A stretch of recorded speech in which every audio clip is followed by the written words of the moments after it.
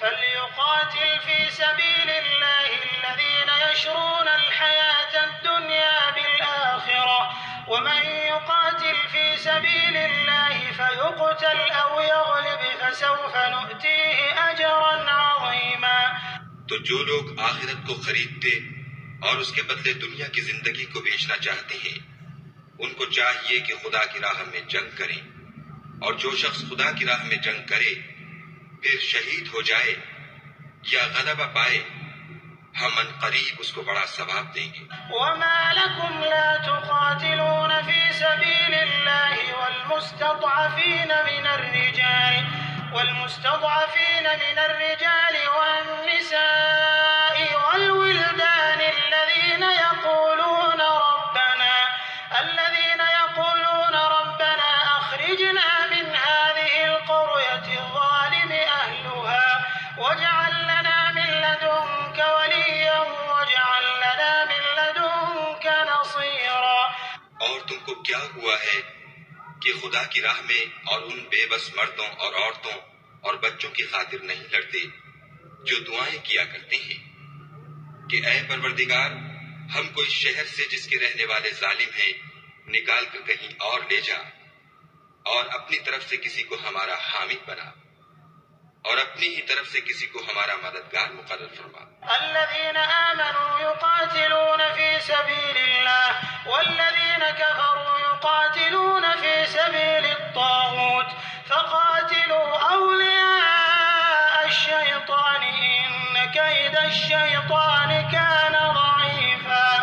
جو مومن ہیں وہ تو خدا کے لیے لڑتے ہیں، اور جو کافر ہیں وہ بتوں کے لیے لڑتے ہیں، سو تم شیطان کے مددگاروں سے لڑو اور ڈرو مت، کیونکہ شیطان کا داؤ بودا ہوتا ہے۔ So let those fight in the cause of Allah who sell the life of this world for the hereafter, and he who fights in the cause of Allah and is killed or achieves victory, we will bestow upon him a great reward. And what is the matter with you, that you fight not in the cause of Allah and for the oppressed among men, women and children who say, Our Lord, take us out of this city of oppressive people and appoint for us from yourself a protector and appoint for us from yourself a helper. Those who believe fight in the cause of Allah, and those who disbelieve fight in the cause of Taghut. So fight against the allies of Satan. Indeed, the plot of Satan has ever been weak.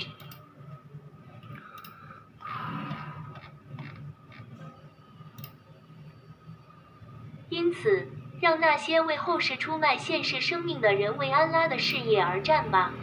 为真主而战并被杀或取得胜利的人，我们将给予他巨大的奖赏。74老少而战，他们说：“我们的主啊，带我们离开这座压迫人民的城市。你为我们指定一位保护者，为我们指定一位帮助者吗？75信道者为真主而战，不信道者为塔古特而战。因此，要与撒旦的盟友作战。确实，撒旦的阴谋从来都是软弱的。4比76，诺贝尔古兰经。औज़ुबिल्लाहिमिनश्शैतानिर्रजीम बिस्मिल्लाहिर्रहमानिर्रहीम। यहूदी ईसाई जितनी भी दुनिया में मज़हब है, इनकी आसमानी किताब अल्लाह ने उतारी है।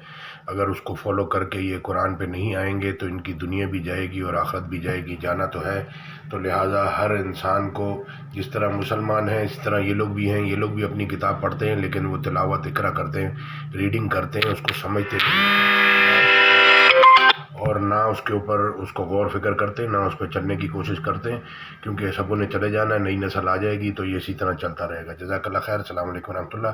तो सबको चाहिए अपनी मजहबी किताब, मुसलमानों को चाहिए कुरान को समझें, पढ़ें, उस पर अमल करने की कोशिश करें ताकि नई जनरेशन सीधी राह की तरफ आए, सीधे रास्ते पे आए। जज़ाकल्लाह।